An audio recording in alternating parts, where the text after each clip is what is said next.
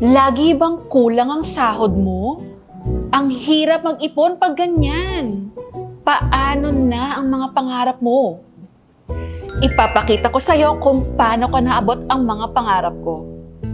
Hi, my name is Joanna. Breadwinner ako and 16 years akong call center agent. Sapat sa monthly bills ang sahod, pero hindi sapat para makaahon sa hirap. Nagbago ang lahat nung naging financial advisor ako sa PruLife. Noon, lagi ako nakabantay sa sweldo, lalo ng pagpetsa de peligro. Ngayon, hindi ko pa nga ubos yung komisyon ko last month eh. Meron na namang komisyon. Ang laki ng income. Noon, walang work-life balance kasi halos lahat ng oras na pupunta sa work. Ngayon, ang dami ko ng time magbakasyon. Gumigising ako kung kailan ko gusto. Meron akong time freedom. Noon, makakapag-out of town lang kung na-approve ang leave at kung may budget.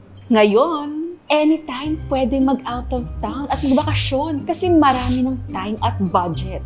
Noon, 60K lang ang income ko monthly. Ngayon, 250K monthly na at lalo pang tumataas. Paano ko ba siya ginawa?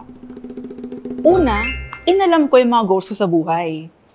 Pangalawa, humanap ako ng taong nakagawa na nito. Pangatlo, inaral at sinubukan kong gawin kung ano yung ginawa niya. Gusto ko, maranasan mo rin para hindi mo sabihin wala akong pera kasi lagi ka nang may pera as a financial advisor. Ito na yung tutupad sa pangarap mo. Sali ka sa free training.